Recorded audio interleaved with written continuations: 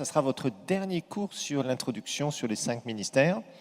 Vous avez vu que ça couvre énormément de choses. Là, nous avons fait une sorte d'introduction survol pour voir un petit peu ce qu'était le ministère, comment Dieu dirige son Église, Christ dirige son Église du ciel.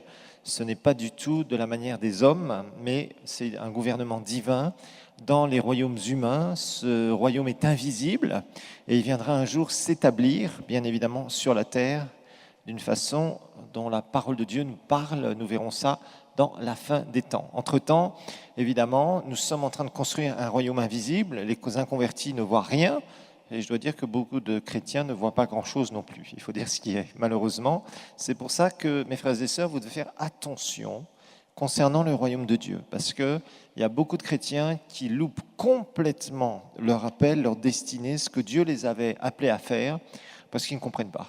Ou alors ils ne veulent pas comprendre, certains. Ils veulent appliquer des choses avec leur tête. Moi j'ai été comme ça pendant des années et des années, parce que je ne savais pas, je n'avais pas l'enseignement que vous avez. Je ne savais pas, moi, à l'époque, on ne parlait pas de royaume de Dieu tel quel. On disait, bon, il faut naître de nouveau, il faut se repentir de ses péchés, il faut aller à l'église, il faut avoir un pasteur. Bon, tout ça, d'accord, ça, je le savais. La foi, je ne savais pas vraiment ce que ça voulait dire. On me disait simplement qu'il fallait croire. Le reste, je ne savais pas trop. La prière, bon, faut prier, hein, ça c'est clair. Donc, on essayait de prier. Les dons spirituels, ça, j'avais quelques notions, j'avais vu certaines choses. Mais le royaume de Dieu et comment ça marchait, j'avais aucune idée. Vraiment, aucune idée. Donc vous avez la grâce d'avoir des enseignements qui peuvent vous faire comprendre ce qu'est le royaume de Dieu.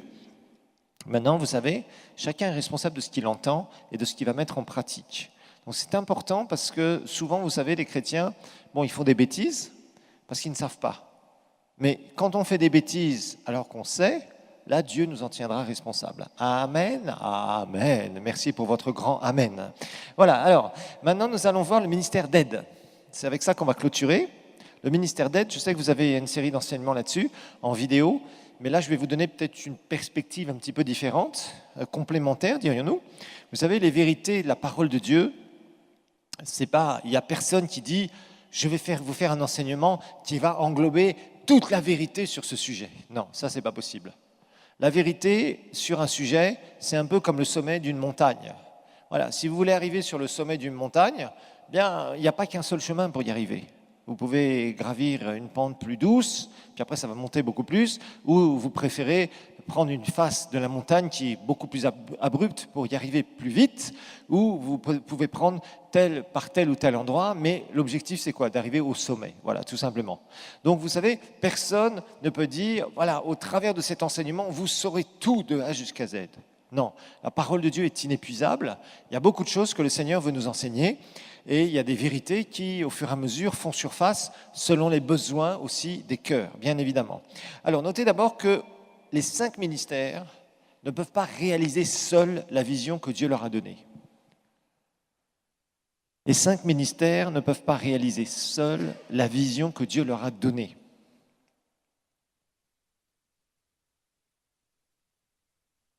Ça, c'est pas possible. Quelqu'un qui dit, moi, je vais tout faire moi-même, il se trompe. Donc les 5 ministères ne peuvent pas réaliser la vision que Dieu leur a donnée.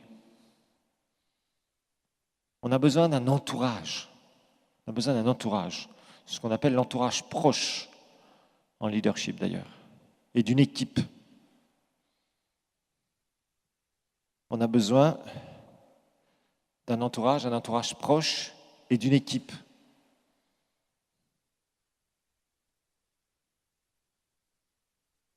Ça, c'est important. Beaucoup de serviteurs de Dieu doivent comprendre ce principe. Un serviteur de Dieu qui ne comprend pas ce principe, il n'ira pas loin. Un homme seul ne peut pas aller très loin. Il ne peut pas tout faire. On a besoin d'équipe. On a besoin d'entourage proche.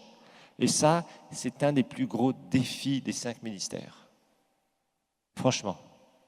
Un entourage proche, une équipe, ça met du temps à se constituer. Et des fois, vous pensez construire une bonne équipe et d'un seul coup, elle va éclater dans vos doigts. Et après, il va falloir reconstruire une équipe, etc., etc. Mais en tout cas, les meilleurs ministères, ce sont les ministères qui ont des gens autour d'eux qui sont fidèles et loyaux. Voilà, ça va être quelque chose qui va être important. On va parler de ces mots, la loyauté et la fidélité. Loyauté et fidélité. Parce qu'on doit avoir une équipe comme ça. Vous savez, les gens qui viennent aider les ministères, moi des fois je suis surpris. Il y a des gens qui disent, oui, pasteur, moi j'aime servir le Seigneur. Nanana. Ok, on les forme, ils font l'institut biblique, ils sont diplômés. On les met dans certaines responsabilités. Et puis, au bout d'un moment, ils ont l'air de bien avancer, tant qu'ils sont loyaux et fidèles. Et le jour où leur cœur commence à ne plus être loyaux et fidèles, c'est terminé. D'un seul coup, ils dégringolent, comme ça. Pourquoi? Parce que toute personne qui sert un ministère, un vrai ministère, bénéficie de son onction. Dans le ministère d'aide, les gens bénéficient de l'onction. C'est ça qu'il faut comprendre. Il y a des gens, ils ne comprennent pas ça. Alors, ils servent sous un ministère, ils commencent à porter des fruits et ils pensent que c'est leur onction. Non, ce n'est pas comme ça. Vous avez vu que le gouvernement divin, il y a les 5 ministères qui sont oints. Les autres sont choisis par les hommes. Les 5 ministères sont choisis par Dieu et oints par Dieu.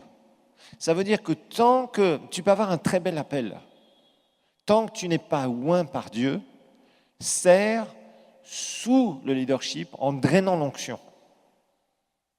Ça, c'est indispensable. Sinon, tu ne porteras pas de fruits. Combien de fois j'ai vu des gens comme ça? Ils étaient rien, d'un seul coup, Dieu commence à les toucher, ils sont remplis du Saint-Esprit, ils sont soumis à un ministère, ils grandissent, ils grandissent, ils grandissent, ils connaissent la parole, ils grandissent, ils grandissent, ils grandissent, ils grandissent. Et là, il y a toujours des tentations. Combien de pasteurs assistants qui n'étaient pas loin et qui sont toujours pas loin ont divisé des églises pensant qu'ils feraient mieux que le pasteur principal? Je pourrais vous en faire une liste gigantesque. Et ils se trompent. Ils se trompent. Si tu n'as pas ton onction, ça ne marchera pas. Ça ne marchera pas. Tout ce que tu fais, ça se verra avec la loyauté et la fidélité. Quelqu'un qui est loyal et fidèle, il peut avoir peu de choses au départ, peu de dons au départ. Bien des fois, vous verrez des témoignages de serviteurs de Dieu qui vous diront, moi, j'étais vraiment la personne, celle qui était la moins qualifiée du groupe. La moins qualifiée du groupe. Et des années plus tard, vous la voyez dans un ministère porter des fruits extraordinaires. Ce n'est pas les dons du départ qui vont faire la différence. C'est le cœur de la personne qui va entourer le ministère. Et beaucoup de gens n'arrivent pas à comprendre ça. C'est vrai que quelqu'un qui est dans le ministère d'aide, il va être secoué, il va être attaqué. L'ennemi va tout faire pour l'écarter du ministère. Pourquoi? Parce qu'il porte des fruits, parce qu'il est connecté à un ministère qui est oint. Donc l'onction coule sur cette personne. Et cette personne va porter du fruit. Vous lui donnez la responsabilité, par exemple, d'un groupe de prière, la personne est là, elle est vraiment soumise au pasteur, elle draine l'onction du pasteur, et vous voyez son groupe de prière qui fleurit, qui prospère. Une autre personne qui n'est pas loyale ou fidèle, vous verrez son groupe de prière ne va pas prospérer. Ça va faire un semblant de prospérité, et quelques années plus tard, il n'y aura plus rien. Pourquoi? Parce que la personne n'a pas un cœur qui est droit. Donc, quand vous êtes là, que vous servez un ministère, faites-le avec la loyauté et la fidélité. Je crois qu'on avait vu la définition de la loyauté ces dernières fois, non? On avait vu ça ou pas? Je ne me souviens plus. On a vu. Vous vous rappelez que la loyauté, c'est travailler dans la vision d'un autre. C'est-à-dire faire ce qu'il vous demande de faire comme il vous demande de le faire. D'accord? Ça, c'est important. La fidélité, c'est ça. La fidélité, c'est on me dit de faire ça, le serviteur de Dieu me dit de faire ça, je le fais comme il me le dit, exactement sa façon de faire. Pas ma façon, sinon vous êtes des Saül. Saül, lui, il avait fait à sa façon, et c'était un rebelle. C'était une rébellion au départ qui paraissait passive, qui est devenue une rébellion active après, parce qu'il y a une rébellion passive dans les cœurs, et il y a la rébellion active, où là, vous montrez ouvertement que vous êtes rebelle. Il y a beaucoup de gens qui sont rebelles à l'intérieur, et ils ne comprennent pas que ça, il faut qu'ils en soient guéris. Je vous dis aujourd'hui, la démocratie est rentrée dans l'Église. C'est pas une démocratie, l'Église. On nous fait des pressions de partout, dans tous les pays du monde. On a des structures juridiques démocratiques. Excusez-moi. Et ça, c'est une catastrophe. C'est une catastrophe. C'est une théocratie. Et je sais qu'il y a beaucoup de gens qui n'acceptent pas ça. Mais tu n'as pas à dire j'accepte ou j'accepte pas. C'est comme ça, c'est la parole de Dieu.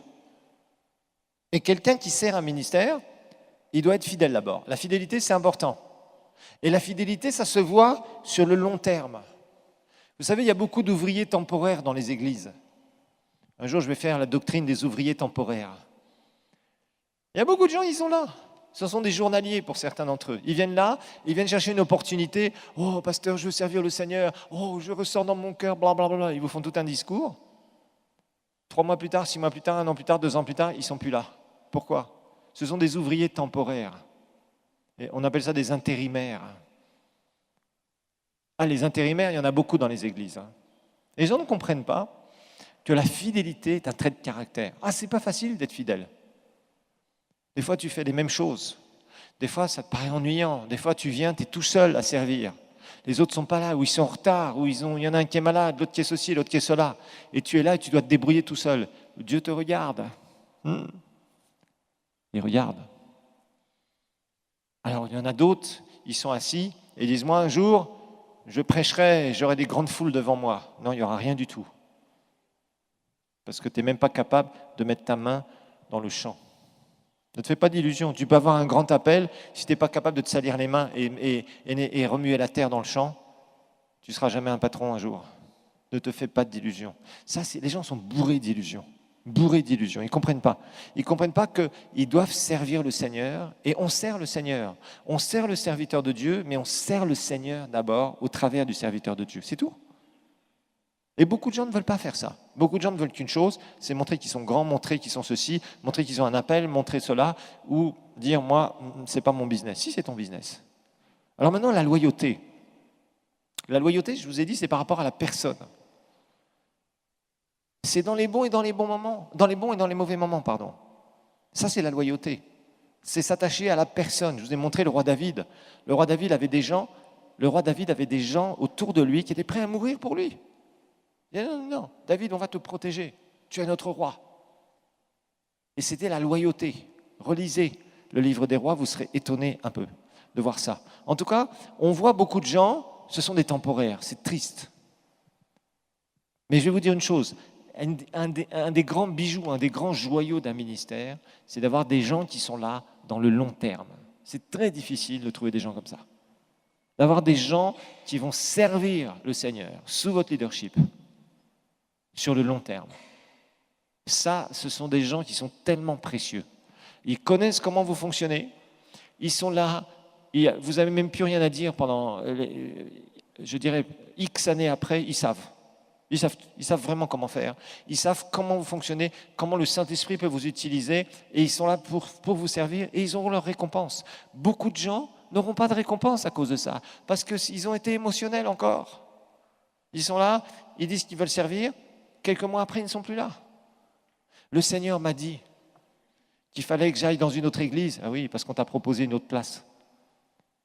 Et 6 mois plus tard, tu recommenceras. Le pasteur où tu iras servir ailleurs, tu recommenceras, tu lui feras le même coup. Une instabilité. Vous savez, on ne peut pas porter des fruits quand on est instable. Comment voulez-vous qu'une plante prospère? Si vous la plantez pendant 3 ou 6 mois quelque part, vous la déracinez, vous la plantez ailleurs. Et au bout de 6 mois, vous recommencez, vous la plantez ailleurs. Vous verrez, cette plante-là ne va jamais avoir une croissance correcte. Parce que le fait que vous la déraciniez et que vous ayez de l'enraciner ailleurs, il y a un temps où elle doit reprendre vie en quelque sorte. Et beaucoup de chrétiens sont comme ça. Ce sont des travailleurs temporaires pour la plupart. Ne soyez jamais comme ça. Parce que Dieu, s'il y a un appel dans votre vie, Dieu ne pourra jamais vous utiliser et vous mettre dans cet appel. Là où c'est dur, travaillez. Là où personne ne veut aller, allez-y si on vous demande d'y aller. C'est là où le Seigneur va voir. Et un jour, le Seigneur te dira, toi maintenant tu es qualifié. Et c'est lui qui dira ça. Et il mettra son approbation sur vous. Et ce que vous avez rêvé des années plus tôt, ça se réalisera. Sinon, ça ne se réalisera pas. Il n'y a pas beaucoup de amen aujourd'hui. Pourtant, je vous dis la vérité. Vous savez, on est à l'Institut biblique ici. Hein. On n'est pas là pour dire des petits « Oh, alléluia, gloire à Dieu, je vous aime tous, vous êtes tous formidables. Oui, nous sommes tous formidables. Amen, alléluia. » Bon, d'accord, on peut se le dire. Amen, je vous le dis. Mais il y a des responsabilités que nous devons prendre. Vous savez, frères et sœurs, on n'est pas dans une cour de récréation. On est là pour construire le royaume de Dieu et c'est très, très sérieux. C'est très, très sérieux. C'est le royaume des royaumes. C'est le royaume du Seigneur. On n'est pas là en train de jouer. Hein. C'est très, très sérieux. On est là dans une guerre spirituelle contre les ténèbres. pour aller prendre les âmes perdues et les amener dans le royaume, pour établir les gens dans le Seigneur. Et il y a beaucoup de gens qui tombent, il y a beaucoup de gens qui s'écartent. Et franchement, trouver des personnes qui sont là et qui servent le Seigneur sous votre leadership pendant des années, des années, des années, ce sont des perles rares, très rares, des gens très précieux. Et c'est très déstabilisant, malheureusement, de voir des personnes qui prennent des responsabilités, arrêtent ou partent, reviennent, repartent. Il y a vraiment des gens qui tournent comme ça. C'est très mauvais. Non, quand tu t'engages, n'accepte pas trop de responsabilités, mais engage-toi en long terme. En long terme, jusqu'à temps que le pasteur te dise « Hey, toi, vraiment, je vois chez toi quelqu'un de stable, quelqu'un de fidèle, quelqu'un de loyal. Maintenant, tiens, il y a quelque chose qui s'ouvre, ou il y a une personne qui est partie, je te mets là. » Et tu verras, c'est comme ça que ça marche. Mais les gens veulent des promotions comme le monde. Ça ne marche pas comme ça. On n'est pas dans le monde. Et il y a des gens qui sont frustrés parce qu'ils pensent qu'on est dans le monde. Ils pensent qu'en tant que pasteur, on va les mettre là, on va les mettre là, on va les mettre là, et tout le monde va les voir. Ça, ce n'est pas la mentalité du royaume, c'est la mentalité du monde, c'est la mentalité de la chair. La parole de Dieu nous dit d'être éprouvé, passer des examens. Et le pasteur, c'est celui qui met les notes, entre guillemets, vous comprenez ce que ça veut dire. C'est normal, parce qu'il ne peut pas mettre quelqu'un qui n'est pas fidèle. Quelqu'un qui est toujours en retard, vous pensez que vous pouvez le mettre responsable d'un protocole ? Ah ben, bon courage. Ou à diriger la louange. Quelqu'un qui est instable. Non. Ça va demander des responsabilités. Prendre ses responsabilités et du long terme. J'ai remarqué que les gens ont du mal avec le long terme. Il faut travailler le caractère. Ça, c'est le caractère. Tu peux avoir tous les dons du monde. Entre guillemets, tous les dons du Seigneur, même si tu veux. Si tu n'as pas le caractère, tu n'iras pas loin. Tu vas tout gâcher. Les gens voient toujours le caractère comme étant quelque chose qui est complètement négligeable. C'est faux. Aujourd'hui, le monde montre quoi ? Regardez ce qui est populaire aujourd'hui. Ce sont les dons. Les footballeurs, on les voit sur les dons. Maintenant, on fait on fait USA, Got Talent, Burundi, Got Talent. Tout le monde a des talents. Oui, c'est bien d'avoir des talents, mais si tu n'as pas le caractère, tu seras une belle étoile filante. Oh, regardez la belle étoile. Ne regardez plus la belle étoile. Elle est morte. Et les gens n'arrivent pas à comprendre ça. Et surtout, vous les jeunes, apprenez. Dans 20 ans, dans 30 ans, tu seras où ? Tu seras rétrograde ? Tu seras froid ? Tu seras comment ? Ou est-ce que tu seras plus bouillant pour le Seigneur et tu le serviras là où Dieu t'a montré où tu dois le servir ? Vous savez, le temps passe. Les années passent, les dizaines d'années passent et les gens ne se rendent pas compte.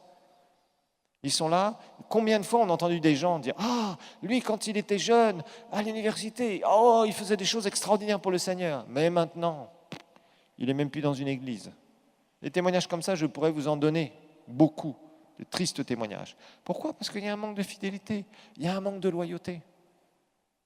Quelqu'un qui aide dans une église, il draine l'onction sur le ministère. Donc, ce n'est pas un collaborateur, on ne partage pas l'onction. Il y a des gens qui pensent qu'on peut partager le ministère, ou il y a des gens qui pensent qu'on peut voler le ministère. Le ministère ne peut pas être régi par des laïcs. Le ministère est régi par ceux qui ont l'onction, ou celui qui a l'onction. C'est normal, c'est la Bible qui le dit. Ce n'est pas une doctrine du pasteur Olivier ou du pasteur X ou Y. Il y a quelqu'un comme ça, dans un pays limitrophe, on a essayé, un grand visionnaire, on a essayé de le chasser. Mais les gens sont fous. Ils sont fous. D'autres pasteurs, il avait des églises, d'autres pasteurs ont essayé de faire un coup d'État pour le chasser. Mais les gens sont malades, excusez-moi de le dire. Comment tu peux chasser un visionnaire ? Le visionnaire et la vision, ils sont comme ça. Ou alors, il faudrait que tu coupes en deux le visionnaire. Ça, c'est la vision, ça, c'est le visionnaire. Tu ne peux pas. Mais les gens sont hors de sens. Ils sont complètement hors de sens. Ils veulent gérer avec des pressions du monde, des pressions d'autres leaders, de toutes sortes de trucs. Ils veulent gérer le ministère. Non, ça ne marche pas comme ça. Tu as tout faux. T'embarques jamais dans des histoires comme ça. Sinon, tu auras tout faux. Tu vas même détruire ta vie. C'est très dangereux, ça. Celui que Dieu a loin, tu ne touches pas. Tu peux être d'accord ou pas d'accord. Tu n'es pas d'accord, tu t'écartes, tu t'en vas.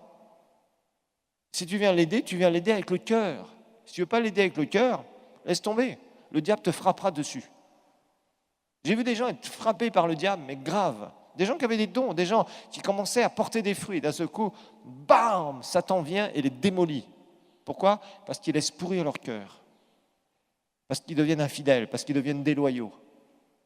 C'est pas ça. Quand tu vas aider un ministère, tu dois être à 100% dedans, et pas pour 3 mois, pas pour 6 mois, pas pour avoir un plan B, un plan C, un plan D. Ça ne marche pas comme ça. Il y a des gens, ils viennent là, ils ont une opportunité de servir, des fois ils sont un peu indemnisés, et puis quelques temps après, qu'est-ce qu'ils font ? Ils ont un plan B. L'autre opportunité, ils partent. Et ils vont dire, pasteur, c'est le Seigneur qui m'a parlé. Ce n'est pas le Seigneur, c'est ta chair. Mais soyons clairs. Dieu ne te place pas quelque part pour que tu fuis 3 mois plus tard ou 6 mois plus tard, alors que tu as des dons. Et tu sers qui ? Tu sers le Seigneur. Mais tu sers sous le leadership d'un homme que Dieu a oint. Voilà, tout simplement. Alors, notez que plus un ministère se développe, plus il doit déléguer.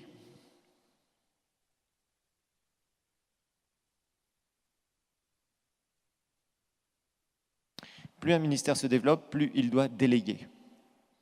La délégation est quelque chose d'important.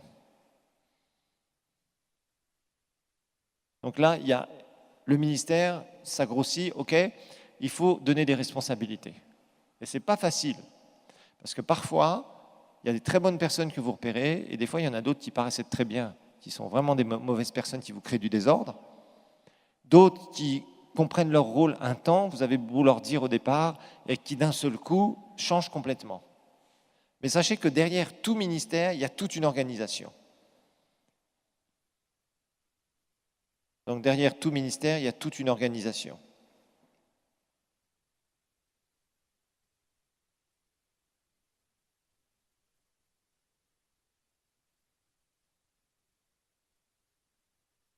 Ça, il faut que vous le sachiez. Je vous ai dit ce que vous voyez le dimanche matin dans les réunions publiques, c'est la partie émergée de l'iceberg, c'est-à-dire ce que vous voyez de ce bloc de glace, entre guillemets, qui est dans l'eau. Mais la partie la plus importante, c'est la partie que vous ne voyez pas. C'est tout ce qu'il y a derrière, toute l'organisation. Les chrétiens viennent, ils trouvent une salle propre, ils trouvent un truc organisé, ils trouvent un groupe de louanges qui est prêt. Je parle dans les bonnes églises, tout ça, bien sûr. Ils parlent que tout est prêt, ils viennent, ils sont servis, ils rentrent. Entre-temps, il y a eu beaucoup de gens qui se sont mis à travailler. Il y a des gens qui ont fait des répétitions dans la louange. Il y a des gens qui étaient là au protocole très tôt le matin. Il y a d'autres qui, pendant la semaine, ont nettoyé. D'autres qui étaient là. Le pasteur s'est préparé spirituellement. Il a préparé son sermon. Il y a plein de choses qui se sont passées. Il a reçu des brebis dans la semaine qui avaient des gros problèmes, etc. Il y a toutes sortes de choses derrière tout ça. Il y a des employés. Nous, ici, on a des dizaines d'employés. On a plein de choses qui se passent derrière toute la semaine. Tous les jours de la semaine, il y a des choses ici. Mais ça ne se voit pas. Sauf si vous venez en dehors des heures des réunions. Il y a plein de choses qui sont là. Il y a toute une organisation qui est là, c'est obligatoire. Il y a toute une délégation qui est là, c'est obligatoire. On ne peut pas faire l'œuvre du Seigneur sans déléguer. C'est pour ça qu'il faut que chacun soit à sa place. Et ce n'est pas facile de mettre les gens à leur place, parce que souvent, ils veulent autre chose. Il y a des tentations, par exemple, il y a des gens qui commencent à prêcher, qui pensent que directement, ils peuvent démarrer un ministère. Il y a beaucoup de choses qui se passent comme ça. Et ça devient souvent du désordre. J'avoue que franchement, des fois, je m'assois, je dis, Seigneur, franchement, ton royaume sur la terre, il y a beaucoup de désordre, beaucoup de gens qui ne comprennent rien, qui font n'importe quoi. Et c'est très dommage. Et c'est pour ça qu'on devrait vivre beaucoup plus de réveil et qu'on ne les vit pas, parce qu'il y a la chair qui est là, l'ennemi en profite. Vous savez, des fois, je suis étonné de voir des gens qui servent et de voir comment le diable... Simplement, le diable n'a pas beaucoup œuvré, il a fait juste quelques petits trucs et la personne tombe dans le piège, mais comme ça.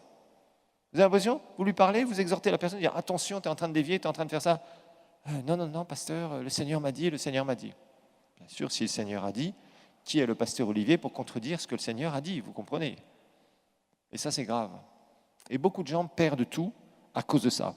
Il faut vraiment faire attention parce que c'est sûr, quand on sert, des fois on n'est pas très vu, on ne te voit pas, mais il y en a un qui te voit.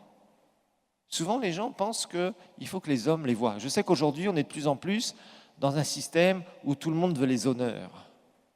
Moi, je ne vois pas ça dans la Bible. Je suis vraiment désolé. Aujourd'hui, on a beaucoup d'églises, de plus en plus, qui veulent montrer qu'un tel est grand, un tel a telle position, un tel a tel machin, tel truc. Moi, je suis désolé, je ne vois pas du tout ça dans la parole de Dieu. Je ne vois pas Jésus être entouré et honoré. Il a refusé d'être roi. Il a refusé, il a dit non, non, non, glorifiez le Père. Jésus n'était pas là pour être honoré, mis sur un piédestal, mis sur un trône. Il a refusé ça. Regardez les apôtres, la simplicité des apôtres dans les actes. Aujourd'hui, c'est plus ça. Tout le monde veut des grands noms, tout le monde veut des grosses bagnoles et prendre des belles vidéos avec ça. Tout le monde veut des bodyguards. Tout le monde veut des vues sur Internet. Tout le monde veut ceci, tout le monde veut cela. Tout le monde veut faire des grandes déclarations, comme si c'était des gens très importants. Qui est important ? C'est Christ. Est-ce que c'est l'instrument qui est important ou celui qui utilise l'instrument ? Mais aujourd'hui, on est complètement à l'inverse. Les serviteurs de Dieu sont complètement adulés par des personnes. L'entourage est là, il y a tout un truc bizarre qui se passe avec leur entourage, etc., etc. Ils jouent la compétition, enfin des histoires honteuses, honteuses. C'est pas ça, Christ. C'est pas ça la vraie Église de Dieu. Ce n'est pas ça. L'humilité précède la gloire. On ne sera pas récompensé par rapport à la gloire que nous aurons eue des hommes. Jésus a dénoncé, je ne sais combien de fois, chez les pharisiens, la gloire qu'ils recherchaient des hommes. On n'est pas là, tu n'es pas là pour te montrer.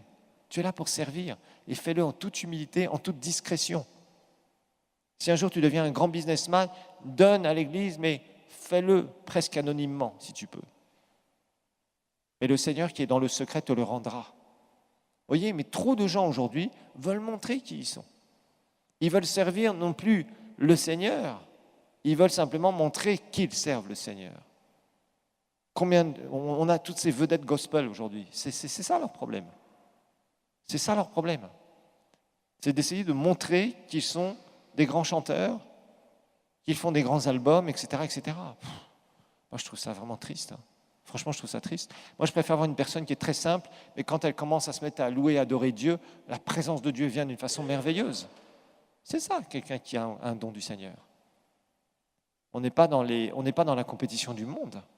Moi, je trouve ça triste. Franchement, je trouve ça triste. Maintenant, je ne dis pas qu'on peut s'amuser, surtout parmi les jeunes, je n'ai pas de problème avec ça. Mais jamais pour la promotion de l'orgueil. Il faut faire très, très attention. Alors, savoir, vous savez, quand quelqu'un a un appel pour le ministère, ou qui sent qu'il sera appelé pour quelque chose de spécifique, il faut servir, il faut être fidèle. Vu, pas vu, peu importe. Sois fidèle, tu fais ce que tu as à faire. Et un jour, le Seigneur te le montrera. Je vous ai dit, je vous le redis, il y a beaucoup de grands serviteurs de Dieu qui ont commencé dans l'ombre, qui étaient des inconnus total, que Dieu a vu, a repéré, parce que Dieu travaille avec le cœur. Il ne travaille pas avec les dons, il travaille avec le cœur. Avec le cœur, c'est ça qui est important. Et quand le cœur est bon, Dieu met les dons. Des fois, Dieu met des dons à l'avance et le cœur se révèle pourri. Bon, c'est gâché. Il y a beaucoup de gens qui n'ont pas beaucoup de dons au départ, mais qui sont fidèles, qui ont un cœur, qui travaillent le cœur, un cœur pour le Seigneur. Et des années plus tard, Dieu met des dons, ils travaillent leurs dons dans la fidélité, dans l'intégrité, dans la loyauté, et Dieu les fait émerger, et d'un coup, paf, te retrouve dans les hauteurs. Dans les hauteurs. 1 Corinthiens 12, verset 14.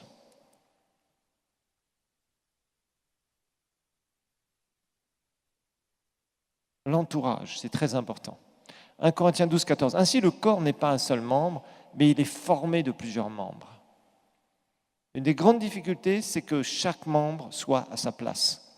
Ça, c'est un grand défi des églises locales. Que chacun, par rapport au don qu'il a reçu du Seigneur, puisse être là où il doit être. Et malheureusement, nous, en tant que pasteurs, parfois, on ne peut pas permettre à certains dons d'être là où ils doivent être. Parce qu'on voit qu'il y a un problème de caractère. Si tu mets quelqu'un avec un don que le Seigneur a donné, mais qui n'a pas le caractère, il va exploser. Ou il va te faire des dégâts. Et tu ne peux pas faire ça. En tant que pasteur, tu ne peux pas faire ça. C'est pour ça qu'en tant que pasteur, on doit y aller étape après étape après étape. Et les gens ont du mal. C'est sûr que quand c'est des jeunes pasteurs qui ont 30 ans, 25 ans, ils prennent n'importe qui. Mais des années plus tard, ils vont le payer. Parce que prendre n'importe qui avec un don, s'il n'a pas le caractère, ça va être la catastrophe. C'est la même personne qui te fera des histoires que tu as mis sur une estrade. Tu l'as mis sur l'estrade, tout le monde l'a vu, et quelques temps plus tard, c'est lui qui va te faire des histoires. Et ça, c'est très mauvais. C'est pour ça que nous devons apprendre la sagesse, la croissance, petit à petit. Mais les gens ne veulent pas appuyer sur le caractère, on veut montrer les dons. Aujourd'hui, le monde montre les dons. Ils ne sont pas spirituels, les dons naturels. Un tel qui est doué pour le cinéma, vous le voyez devant. Un gars qui est très beau, avec une femme qui est très belle, ils sont là, et ils prennent plein de photos sur comment dire, dans les trucs de cinéma. Et on montre les dons, on montre ce qui brille dans le monde. On met les belles voix en avant. Mais les plus grands chanteurs du monde, si vous saviez ce qu'ils vivent à l'intérieur, c'est une catastrophe. Pour la plupart d'entre eux. Le monde montre les dons. Et l'Église, aujourd'hui, veut montrer que les dons aussi. C'est pas comme ça que ça marche. Les dons sans le caractère, c'est la catastrophe. La catastrophe, la catastrophe, la catastrophe. Alors, si on veut aller loin en tant que ministère, on doit avoir des bonnes équipes. Par exemple, quand on évangélise, un évangéliste seul, mais il ne pourra jamais faire une croisade. C'est impossible. Il a besoin de tout un tas de personnes, des gens qui prient. Il a besoin de gens qui vont distribuer, qui vont faire toutes les publicités. Il y a des gens qui ont besoin, au moment de l'événement de l'évangélisation, de faire toute la logistique, de monter l'estrade, de préparer les sonos. Et on a besoin de sonorisateurs, on a besoin d'équipes techniques, on a besoin de caméras, on a besoin de toutes sortes de choses. Sinon, on ne pourra pas faire une croisade qui va réussir. Et après, on a besoin de tout un tas de gens spirituels qui vont faire le suivi, qui vont visiter. Tout ça, c'est du boulot. L'évangéliste seul, il ne pourra jamais faire ça. Il y a aussi certains ministères qui ont besoin de gens qui vont les aider. Par exemple, William Branham, qui avait un puissant ministère prophétique incroyable et de guérison. Cet homme, à l'époque, il avait quelqu'un qui gérait le ministère dans le domaine des finances.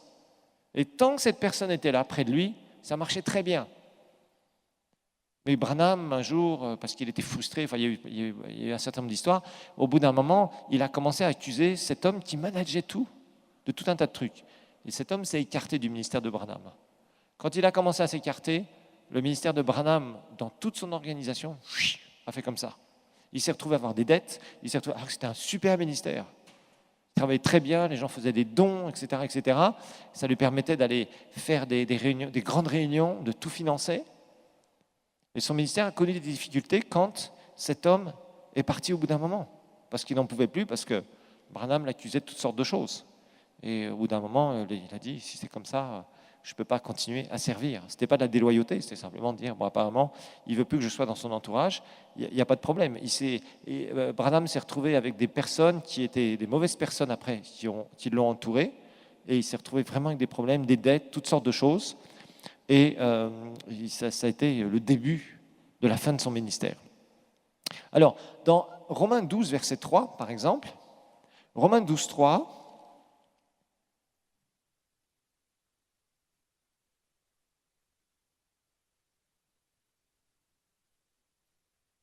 nous dit, par la grâce qui m'a été donnée, je dis à chacun d'entre vous de ne pas avoir des prétentions ou une trop haute opinion, mais de revêtir des sentiments modestes selon la mesure de foi que Dieu a départie à chacun.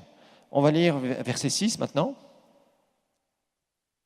Puisque nous avons des dons différents, selon la grâce qui nous a été accordée, que celui qui a le don de prophétie l'exerce en proportion de la foi, c'est mieux que de l'analogie de la foi. Si c'est, verset suivant, merci. Si c'est celui qui est appelé au ministère s'attache à son ministère, celui qui enseigne s'attache à son enseignement, verset suivant. Celui qui exhorte à l'exhortation, celui qui donne des finances, le fasse avec libéralité. Que celui qui préside le fasse avec zèle, que celui qui pratique la miséricorde le fasse avec joie. Ici, on voit des personnes différentes qui ont des dons différents. Par exemple, on parle de finances. Remettez plus haut, s'il vous plaît, merci. Remettez les versets plus haut, merci. Que celui qui donne le fasse avec libéralité. Il y a des gens qui sont doués pour créer des finances, qui sont doués dans le business. Ils ne sont pas prédicateurs, ils ne sont pas chanteurs, ils ne sont pas capables de tenir une caméra, ils ne sont pas capables de faire... Ce n'est pas un problème. ils sont capables de créer des finances. Et là, qu'ils le fassent avec libéralité, c'est-à-dire pas en limitant. Quand des gens ont de l'abondance de finances, président, etc., etc. Et ici, il y a beaucoup de choses sur le ministère d'aide. Cette complémentarité. Et il y a des gens plus voyants que d'autres. Par exemple, il y a des gens qui peuvent donner des grosses sommes d'argent au royaume de Dieu et le faire très discrètement. Je vous l'ai dit, Billy Graham a été soutenu par des millionnaires américains, entre autres, qui donnaient des sommes colossales pour lui permettre de faire ses croisades. Même chose pour Reinhard Bonnke. Reinhard Bonnke, des fois, reçoit des millions de dollars pour financer les croisades. Si ces gens n'étaient pas là, ça serait compliqué. Chacun a des dons. Et chacun recevra sa récompense selon ce qu'il aura fait dans le Seigneur. Vous voyez ? Et il y a toutes sortes de choses que Dieu nous appelle à faire pour aider sous le leadership d'un ministère. Quand le corps de Christ comprend ça, ça se passe très bien, avec le cœur de Dieu. Quand le corps de Christ ne comprend pas ça, c'est la catastrophe. En tout cas, ça limite la vision. Une vision sans finance, une vision sans des gens qui sont loyaux et fidèles, vous n'aurez pas loin. Vous ne pouvez pas accomplir une vision comme ça. Mais de plus en plus, on voit cet esprit d'indépendance chez les gens. Chacun veut faire sa boutique, sa sauce, son repas, son machin, son truc. Un individualisme qui vraiment, je dirais, handicape le corps de Christ énormément. Et ça, c'est une grave erreur de beaucoup de chrétiens qui pensent qu'ils peuvent faire ce qu'ils veulent comme ils le veulent. Ce n'est pas comme ça le corps de Christ, je suis désolé. L'Église de Dieu ne marche pas du tout comme ça. L'Église de Dieu marche avec l'onction des ministères, qui délèguent selon les dons et selon le caractère des personnes. Et malheureusement, beaucoup de gens gâchent leur vie. Moi, je vois des gens, depuis des dizaines d'années. À l'époque, ils étaient jeunes. Maintenant, ils ont 40 ans, 50 ans. Ils n'ont rien fait. Pourtant, ils avaient des dons. Mais il y avait toujours cet esprit d'indépendance, je vais faire mon truc, mon main, etc. Ah, ils le font. Sauf que quand ils ont 45, 50 ans, il est un peu tard pour faire le bilan. Ils n'ont quasiment rien accompli dans leur vie, si ce n'est « moi, le Seigneur m'a dit, moi, le Seigneur m'a dit ». Sauf que le Seigneur t'a dit, mais tu n'es vraiment pas là où ce que le Seigneur t'avait dit à la base, au départ. Et on voit beaucoup de gens comme ça, des gens très instables, des gens infidèles, des gens déloyaux, etc. Il y en a beaucoup, beaucoup. Des temporaires, il y en a beaucoup. Travailler son caractère, c'est quelque chose qui est très précieux si vous voulez être dans le ministère d'aide. Se protéger de toute attaque de l'ennemi, de toute personne qui viendrait essayer de te polluer. Ça, c'est important. Il faut que tu apprennes à garder ton cœur.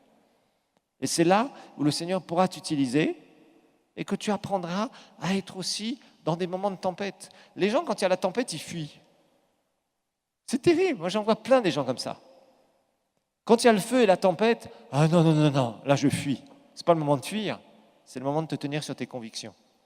Parce que c'est là où Dieu te donnera la promotion. Les gens fuient souvent. Quand ça chauffe, ils fuient.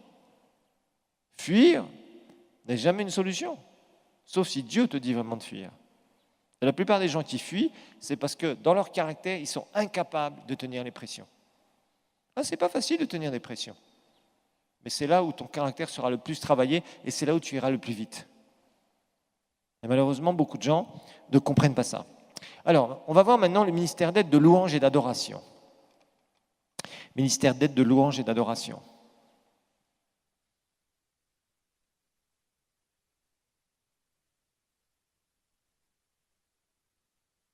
Ministère d'aide dans la louange et l'adoration. Alors, je vais vous dire une chose. Le département le plus difficile à gérer dans les églises, c'est le département louange et adoration. C'est le département le plus difficile. Et je vais vous dire pourquoi. Ça peut peut-être vous étonner ce que je dis là, mais c'est la vérité. C'est un département qui est très difficile à gérer. Très difficile. Et souvent, il est très attaqué par l'ennemi.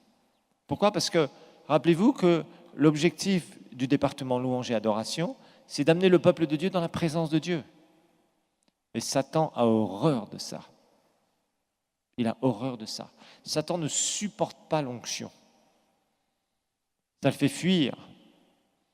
L'onction, c'est ce qui détruit les jougs du péché, le joug les jougs sataniques, des mauvais esprits, les jougs de la maladie, de la pauvreté, etc., etc. Donc Satan a horreur de l'onction. Et le département louange et adoration, quand il fait des choses bibliques, scripturaires, c'est d'amener la présence de Dieu, le peuple de Dieu dans la présence de Dieu.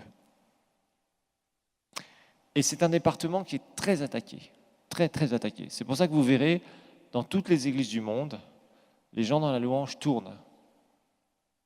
Des fois, vous avez des personnes qui commencent à porter beaucoup de fruits, l'ennemi vient et bam, la personne n'a pas de caractère à côté, pouf, il tombe.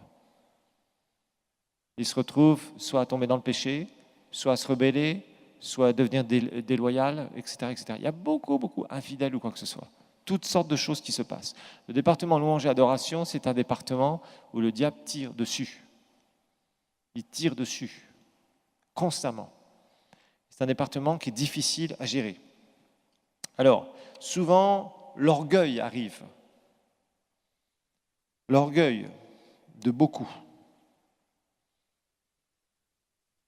Ça arrive très souvent. L'indépendance.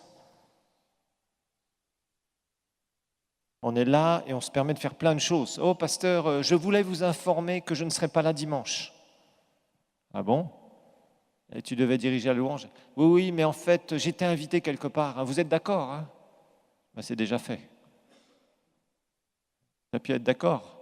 Et après, il va dire à l'autre que mon pasteur était d'accord. Je l'ai informé. Tu es dans une église, tu sers et tu informes le pasteur que tu ne seras pas là. C'est pas comme ça que tu fais. Tu demandes l'autorisation parce qu'il t'a délégué une responsabilité. Ouh là là, ça fait mal à vos cœurs. Mais c'est la vérité, frères et sœurs. Tu n'informes pas ton pasteur. S'il t'a délégué une responsabilité, tu n'informes pas ton pasteur que tu n'es pas là. Ça s'appelle de la rébellion. Oh, pardonnez-moi pour ce mot terrible qu'il ne faut pas dire aujourd'hui. Pourtant, il est dans la Bible, celui-là. Je vous le dis franchement, c'est de la rébellion. C'est le début de la rébellion. Tu n'informes pas ton pasteur. Tu viens lui demander une autorisation. Pourquoi? Parce qu'il t'a délégué une responsabilité. Tu es quelqu'un qui il t'a mis devant. Vous savez que le groupe de louanges est presque, je dirais pratiquement la moitié du temps en public, vu par les gens.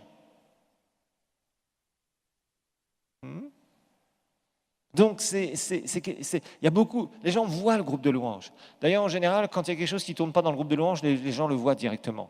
Quand il y a quelqu'un qui est absent ou quelqu'un que vous avez fait asseoir, ah, le pasteur a fait asseoir quelqu'un, qu'est-ce qui se passe? Tout de suite, il y a des commentaires. Vous avez remarqué?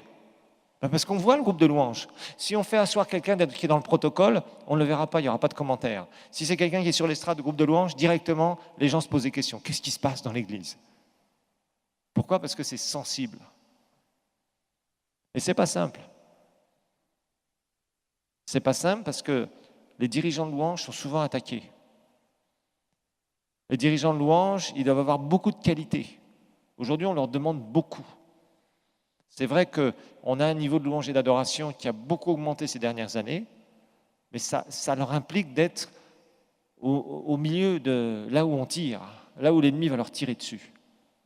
Et il y a beaucoup de dirigeants de louange qui n'arrivent pas à tenir la route, qui au bout d'un moment craquent. Soit ils s'enorgueillissent, soit ils partent faire n'importe quoi et le pasteur est obligé de leur dire, écoute, si tu es parti 3 mois par an, sans mon autorisation, moi je ne peux plus te déléguer. Un pasteur a besoin de quelqu'un de fidèle et loyal qui dirige la louange. Il ne peut pas avoir quelqu'un qui est instable. Et beaucoup de gens qui ont des dons sont très instables, comme je vous le disais tout à l'heure. Et ça pose beaucoup de problèmes. On a besoin des gens stables. Un pasteur qui veut vraiment exercer son ministère, il a besoin de gens loyaux, stables, sur qui il peut compter. Il n'a pas besoin de se poser la question, qu'est-ce qu'il va me faire ou qu'est-ce qu'elle va encore me faire ce dimanche? Ou des gens qui sabotent l'onction, parce que parfois il y a des gens qui dirigent la louange qui sabotent volontairement l'onction. Ça, c'est très grave. Vous voyez, il faut faire vraiment attention. Donc, c'est vraiment un département qui est difficile. Alors, il y a vraiment des personnes qui ont montré d'excellents exemples. Par exemple, il y a Ron Kenoly. Ron Kenoly, il est un peu moins connu maintenant parmi cette génération, mais à mon époque, c'était quelqu'un qui était très connu. C'est un peu quelqu'un qui a montré, un des premiers qui a montré un grand chemin sur comment un dirigeant de louange devait se tenir dans son église locale. Ron Kenoly, c'est un Américain.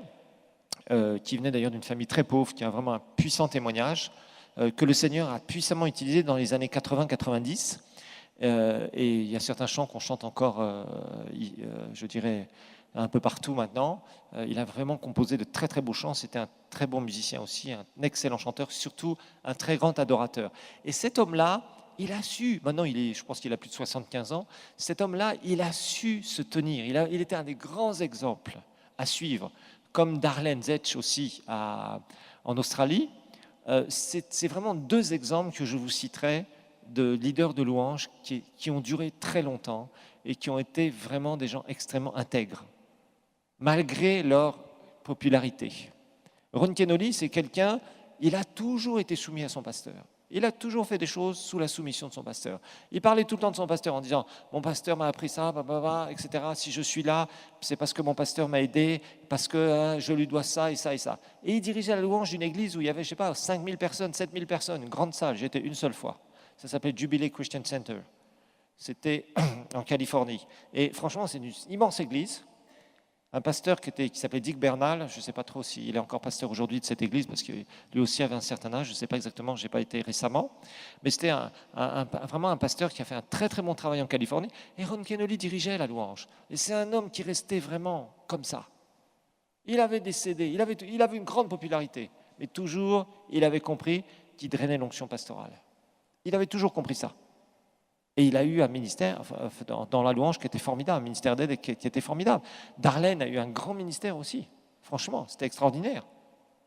Ça a été vraiment beaucoup de chants qu'on chante de Hillsong, une partie. En tout cas, elle était à la base du gros noyau qui a permis au groupe de louange de Hillsong de s'épanouir et d'être connu autant et d'avoir autant d'inspiration. Parce que c'est quelqu'un qui avait un cœur de serviteur et qui n'était pas là pour faire la compétition avec le pasteur ou pour dire maintenant je suis arrivé là, maintenant mon cher pasteur, assieds-toi. Vous voyez ce que je veux dire? Donc il faut faire attention, il y a beaucoup de gens malheureusement qui n'ont pas le caractère et ils se retrouvent par terre. Vous savez, si vous construisez sur un don, vous allez vous casser la figure. Ne construisez jamais rien sur un don. Construisez sur le caractère avec le don. Si vous faites grandir votre don énormément et votre caractère n'est pas travaillé, vous allez chuter. Vous allez chuter. Vous serez éjecté. Et plus il y a d'onction quelque part, plus il y a d'œuvre divine, plus vous serez attaqué. Votre caractère sera mis à l'épreuve. C'est pas facile, hein? C'est le caractère qui va vous faire tenir. Un don, vous pouvez être quelqu'un qui drainait l'onction, vous pouvez être quelqu'un qui dirigeait la louange et qui amenait beaucoup de choses à se produire. Quand vous dirigez la louange, si vous n'avez pas le caractère, vous serez dégommé. Vous dégagerez comme ça. Pam! Il y en a beaucoup qui ont été comme ça. Donc il faut vraiment faire attention. On ne demande pas à ce que les gens soient de très bons musiciens ou de très bons chanteurs. Aujourd'hui, les gens, par exemple, moi je vois des gens qui sont dans la louange, ils passent des heures et des heures et des heures à travailler leur voix. C'est bien, mais est-ce qu'ils travaillent la parole de Dieu? Est-ce qu'ils passent du temps avec le Seigneur? Un groupe de louange, c'est un groupe d'adorateurs. Ce n'est pas un groupe de chanteurs. Ou alors sinon on appelle ça une chorale. C'est pour ça que moi j'utilise jamais cette expression, la chorale. Parce qu'une chorale, c'est un troupeau de chanteurs. Ok? Un groupe de louange, ce sont des gens qui amènent la présence de Dieu. Ça fait toute la différence. Ce sont des gens, d'abord, qui sont des adorateurs. Pas des gens qui veulent chanter. Il y a des gens comme ça qui vous disent « Moi, je chantais à la chorale, hein, donc je viens pour chanter à la chorale ici. » Je dis « Bon, t'es mal placé, va chercher une autre chorale. » Mais c'est clair, on est là pour la présence de Dieu. On est là pour la présence du Saint-Esprit, on n'est pas là pour chanter. On n'est pas là aussi pour faire une performance. Récemment, j'étais dans une église aux États-Unis, mais c'était une performance qu'ils faisaient, c'était triste. Pas une goutte d'onction. Mais alors, des musiciens, une sono, tout était impeccable. Mais l'onction était zéro. Et ça fait mal. Ça fait mal. On a l'impression qu'on a remplacé l'essentiel par la façade. Ça, c'est triste. Ça fait mal. En tout cas, quand vous aimez la présence de Dieu, ça fait mal. Et là, on chante très bien, tout est impeccable, tout est minuté. 4 chants, pam, pam, pam, pam, pam. Voilà. Beaucoup d'églises fonctionnent comme ça. 4 chants. Tout. Prédication, 32 minutes. Waouh! Et je ne blague pas quand je dis ça. Et encore, la prédication était sur un écran. Ça s'appelle un campus. Église campus. Il n'y a pas de pasteur tel quel. Il y en a un qui s'appelle pasteur. J'étais choqué, mais bon. Apparemment, les Américains aiment bien ça. Ça se remplit bien et rapidement. C'est du fast food. Je ne suis pas trop dans le truc, moi. Moi, j'aime bien qu'on creuse la présence de Dieu. Et le groupe de louanges, ce sont des gens, c'est des adorateurs. Numéro 1, c'est des adorateurs. Numéro 1, c'est des gens qui creusent leur relation avec le Seigneur et qui, en même temps, ont ce don merveilleux de pouvoir apporter, au travers de leur voix, de pouvoir amener le peuple de Dieu au pied du trône. C'est tout. Ce n'est pas des techniques, c'est pas des... Tout le reste, on peut utiliser certaines techniques qu'on a au niveau naturel, je n'ai pas de problème. Mais si le spirituel n'est pas là, vous pouvez utiliser toutes les techniques naturelles, ça ne servira de rien. Il y en a beaucoup qui passent du temps à répéter sur les instruments, à répéter avec leur voix, et qui ne passent pas de temps avec le Seigneur. Il y a beaucoup de gens comme ça, qui sont devenus des techniciens des groupes de louanges, et qui n'ont pas le cœur d'adorateur. Vous savez, Jésus n'avait pas de groupe de louanges, hein. Il n'y avait pas de guitare électrique. Mais il portait des fruits. Et moi, je ne suis pas contre toute la technologie, mais quand la technologie remplace l'onction, là, j'ai un problème. J'ai un sérieux problème. Aujourd'hui, les gens veulent du show, et ça vient partout dans le monde, et on fait des chrétiens de surface. Quand il s'agit de faire vraiment l'œuvre de Dieu, les gens fuient, parce que ça leur demande des convictions, de l'engagement. Donc c'est important. Alors, très souvent, dans les groupes de louanges, il y a beaucoup d'histoires, malheureusement, et c'est pour ça que chacun doit faire attention. Il y a des histoires de compétition. « Ah, pourquoi je n'ai pas eu le micro ce dimanche? On ne m'a pas donné le micro dimanche. Je suis fâché, je quitte le groupe de louanges. » Quitte. Et va chercher un micro ailleurs. Ou achète-toi un micro chez OK Bazar et chante chez toi. C'est triste, mais c'est triste de voir ça. De voir toutes les sensibilités, les charnélismes. Moi, j'ai vu des fois des concerts chrétiens. Derrière les histoires qui se faisaient, les disputes, puis ils arrivaient, « Alléluia, oh, glory to God !» Et derrière, ils s'étaient disputés, comme je ne sais quoi. Les concerts chrétiens, parce qu'un tel, on avait prévu qu'on lui donnait 3 chants, et on va lui donner 2 chants. Donc c'est un incident diplomatique. Mon Dieu, où est-ce qu'on est? Mais c'est grave. Mais c'est grave. Quel charnélisme. Ah, je vous assure, être responsable d'un groupe de louanges, d'abord, tu as intérêt à vraiment avoir un cœur fort, tu as intérêt à être quelqu'un de relationnel, et tu as intérêt à être quelqu'un d'être discipliné dans ta vie spirituelle, d'aimer le Seigneur de tout ton cœur, parce que tu vas être secoué, si tu veux vraiment faire un bon travail. Vous savez, j'aimerais un jour avoir des gens comme Darlene Zech, qui nous expliquent tout ce qu'il y a eu derrière Hillsong. Je vous serais étonné. Nous, on voit les choses qui se passent, on dit « Ah, gloire à Dieu, ils ont fait des chants extraordinaires, merveilleux, etc. etc. » En tout cas, il y a un bon nombre de chants qui sont super, il y en a d'autres, bon, chacun jugera pour lui-même, mais en tout cas, il y a eu vraiment une très grande inspiration. Mais derrière tout ça, elle a dû souffrir, elle a vraiment dû souffrir. Parce que la chair, dans les groupes de louanges, c'est fort, très fort. C'est vraiment un département qui est difficile et qui est pourtant un département qui est absolument super, qui peut être un grand atout. Moi, personnellement, quand j'exerce le ministère, surtout quand je prie pour les gens, j'ai besoin de gens ouins derrière moi. Quand ils sont dans la chair, je le ressens tout de suite. Ça me dérange. Et parfois, c'est difficile, mais peu importe. Je persévère dans l'onction, mais j'ai besoin... Moi, la musique inspirée m'amène beaucoup plus loin dans l'onction, me permet de soutenir l'onction. Maintenant, il y a des gens, vous savez, des fois ils sont charnels, des fois ils sont branchés.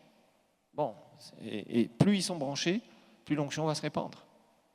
En tout cas, quand on sait travailler avec l'onction, la musique est un support, vous l'avez vu aussi dans 2 Rois 3, je vous rappelle, quand le prophète Élisée a demandé à ce que quelqu'un vienne jouer de la harpe, et quand le musicien est venu jouer de la harpe sous l'inspiration du Saint-Esprit, l'esprit prophétique est venu sur Élisée. Ok, maintenant on va voir les diacres. Alors les diacres, Rappelez-vous, principalement, il s'occupe des tâches matérielles. Mais ça ne veut pas dire qu'il ne prie pas. Non, loin de là. Les diacres, ils font toutes sortes de choses pour entourer et dégager un ministère de logistique. Toute la logistique ou certaines choses que le ministère ne peut pas faire.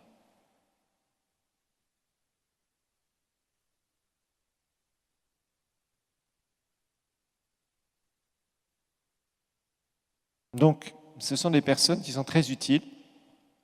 Ils font de l'accueil. Par exemple, un diacre, c'est quelqu'un qui fait du protocole, de l'accueil, équipe d'accueil. Il peut faire la comptabilité. Il peut aider toutes sortes de personnes.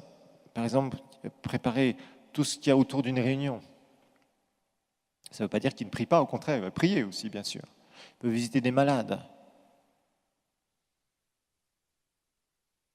Et il doit faire attention à sa réputation, parce qu'il représente l'Église quelque part.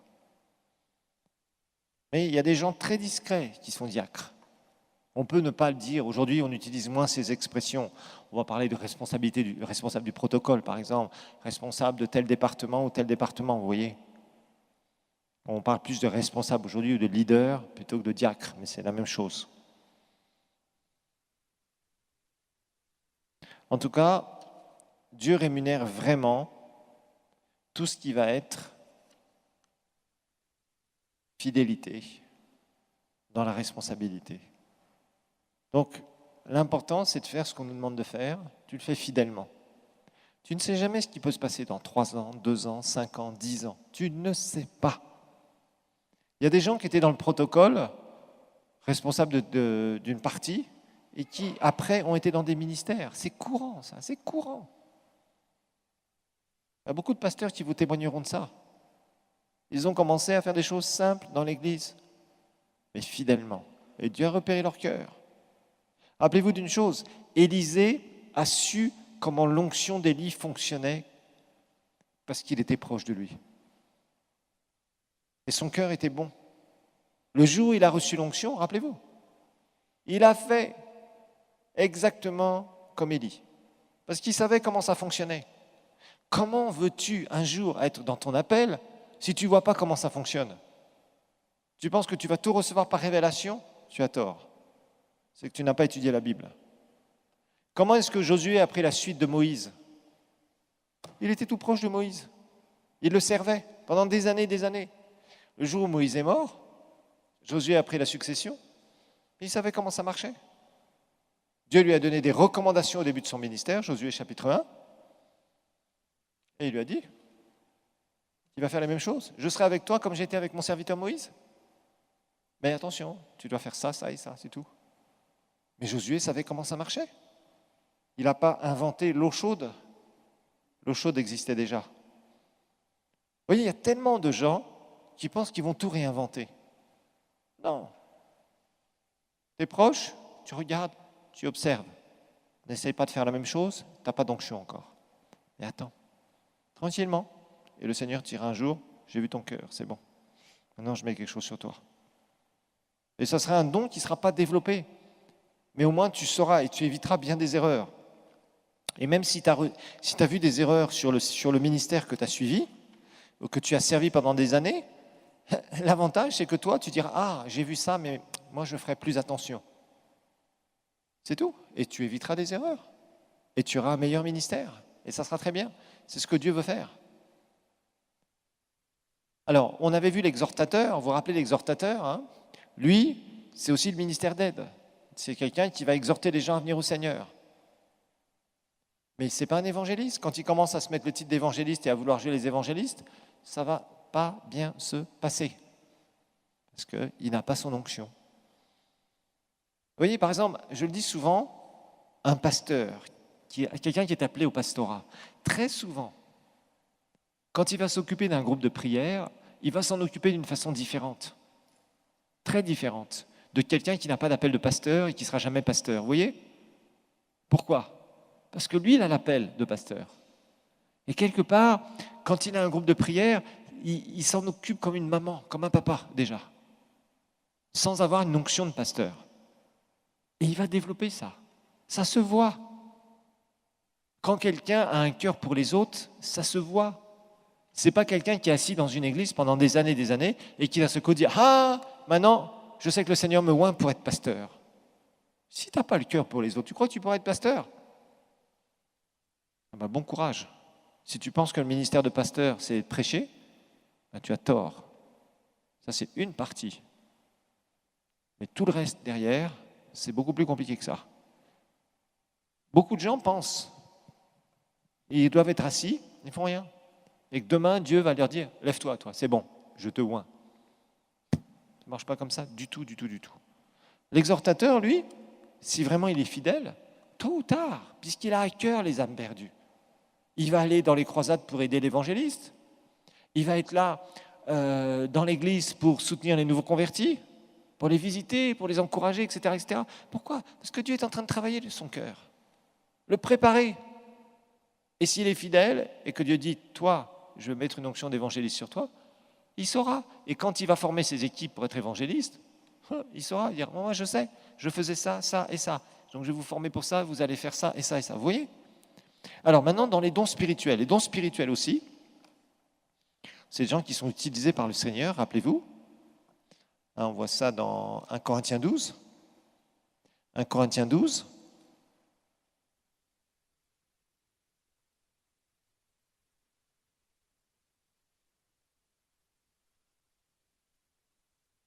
« 1 Corinthiens 12.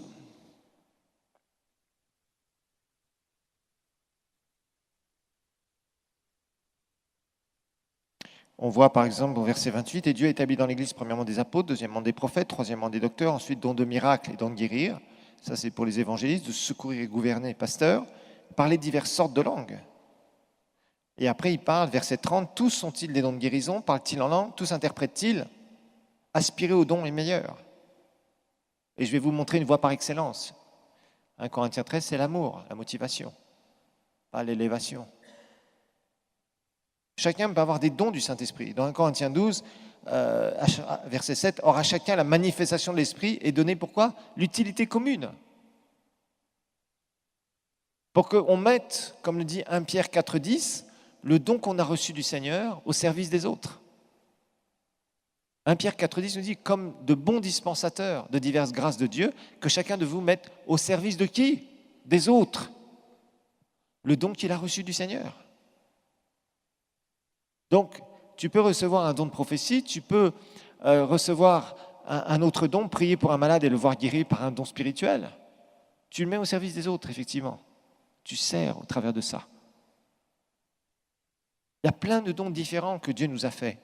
Chacun ici, vous avez un don particulier que l'autre n'a pas forcément. Chacun ici. Tu peux avoir un don pour accueillir les gens d'une façon qui est vraiment bonne et fais du protocole. Tu as peut-être un don pour vraiment chanter, mais tu es un adorateur premièrement, soit dans un groupe de louanges. Tu as peut-être un don pour exhorter particulièrement les gens et les amener à Christ, sois un gagneur d'âmes et prépare le terrain dans la prière et au niveau d'amener des âmes perdues dans le royaume de Dieu et de les intégrer dans l'Église. Chacun en a des dons différents. Tu as peut-être un don dans les finances, intègre-toi dans l'équipe de finances, peut-être dans les comptages de dîmes et d'offrandes. Tu as toutes sortes de dons. Tu as peut-être un don de constructeur, tu te mets à disposition de ton pasteur et dire, pasteur, moi, ça c'est vraiment mon don. Chacun a des dons. On a tous des dons quelque part. Tous, on a des dons. Et la Bible nous dit, c'est peut-être des dons très spirituels, c'est peut-être des dons très naturels, peu importe. Tu es peut-être doué pour la musique, intègre-toi.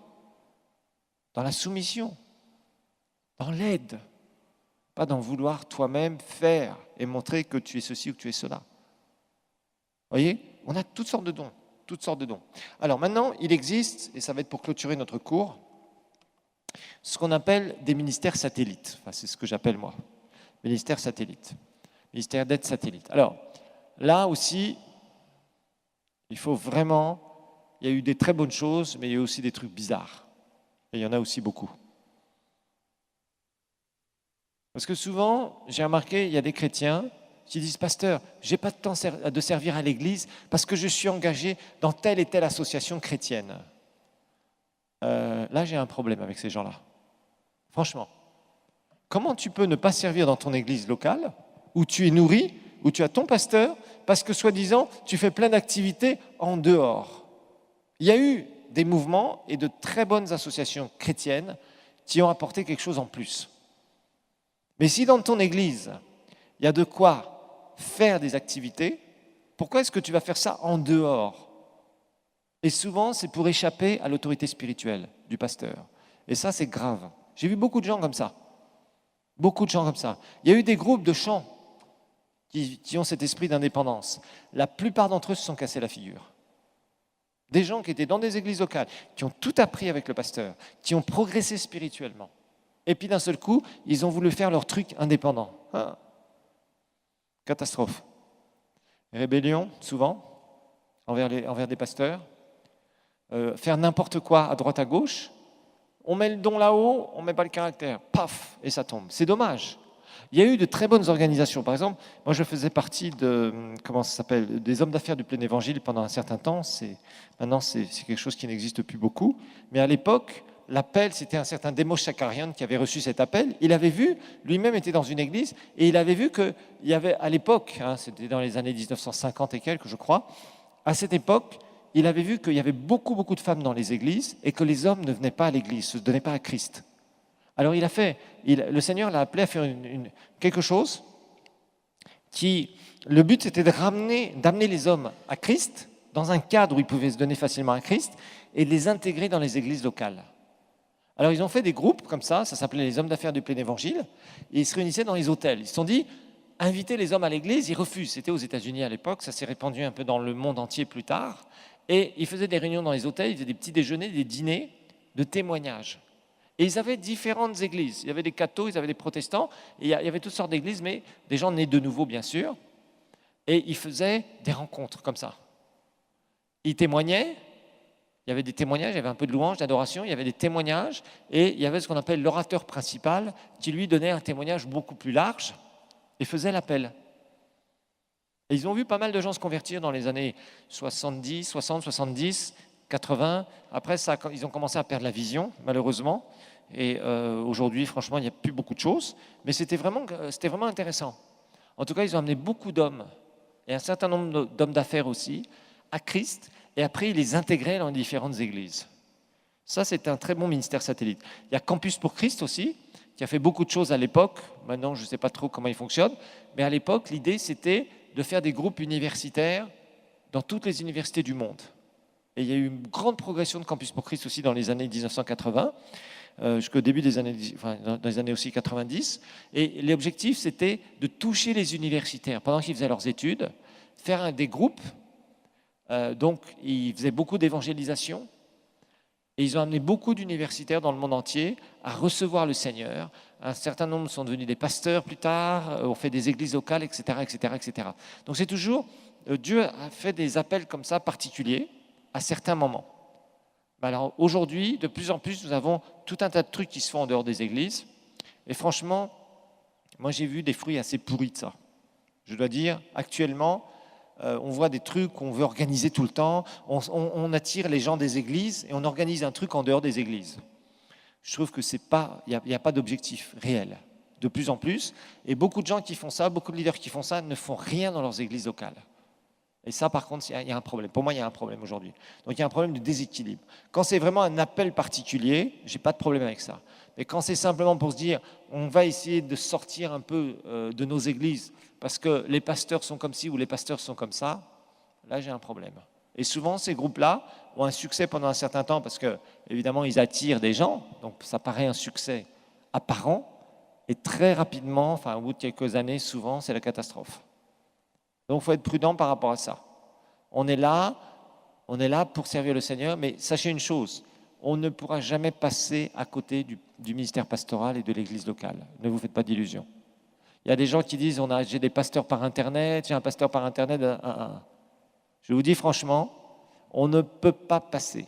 Tous les mouvements de réveil, sans exception, les vrais mouvements de réveil, ont forcément ramené plein d'âmes vers les églises locales et la création de beaucoup de nouvelles églises. Et aussi, Dieu a oint beaucoup de serviteurs de Dieu pour être pasteurs. Il ne faut pas se faire d'illusions. Tout ce qui va être fait en dehors des églises, si ce n'est pas ramené vers les églises, c'est qu'il y a un problème. Il y a un gros problème. Et malheureusement, beaucoup de gens essayent de faire ça parce qu'ils ne veulent pas être sous l'autorité du pasteur. Très souvent. Et n'allez pas dans des groupes comme ça. Même si ça paraît très bien, on vous invite. Je sais que maintenant, avec les WhatsApp, il y a des invitations partout. Madame Intel fait un séminaire truc. On a une oratrice spéciale. On fait ça dans un hôtel ou dans un machin, dans un truc. Je vais vous dire une chose. Vous aurez un événement, mais ça vous ne fondera pas, se stabilisera pas dans le Seigneur. Ça, je vous le dis franchement. Ça, je le vois bien des fois. Et ça crée pas mal de désordre. Il faut faire attention parce que si vraiment on veut faire quelque chose qui est puissant, le mieux, c'est de le faire au travers de l'église locale. S'il y a des activités qui sont faites en dehors de l'église locale, il faut qu'elles soient supervisées par des pasteurs. Ça, je vous le dis franchement. Je le vois. Je vois même des gens qui font des concerts. Ils essayent toujours de faire ça en dehors des églises. C'est pas comme ça que ça marche. Les meilleurs concerts où on a vu vraiment des fruits, c'est quand c'était fait avec l'appui de l'église locale. Je pourrais vous donner des exemples ici de chanteurs qui étaient très connus, qui avaient vraiment des ministères de louange, ministères d'aide de louange. Quand ils ont fait ça sous les églises locales, franchement, sur leur église locale, c'était formidable. Il y avait l'appui du pasteur, il y avait tout ce qu'il fallait. D'autres pasteurs étaient invités. C'était vraiment quelque chose où il y avait une atmosphère qui était là. Quand ils ont commencé à faire des trucs indépendants, c'était le début de la fin, le début de la chute. Les CD, il n'y avait plus d'inspiration, les chants n'avaient quasiment plus d'inspiration, etc. Vous savez, l'inspiration, ça se sent. Quand quelqu'un fait quelque chose, qui dit que c'est le Seigneur qui lui a dit de le faire, ça se sent, ça se voit. Quand des groupements en dehors des églises essayent absolument d'attirer les pasteurs vers leur truc, souvent les pasteurs ne viendront pas, ou peu. Pourquoi? Parce qu'on se dit, qu'est-ce que c'est? C'est normal. Et puis, tu vas là, tu t'aperçois que tu as plein de gens de ton église, tu n'es même pas au courant, tu as des gens de telle église, telle église, telle église. Et les pasteurs n'ont pas été les organisateurs. Il y a un problème là-dessus, un gros problème.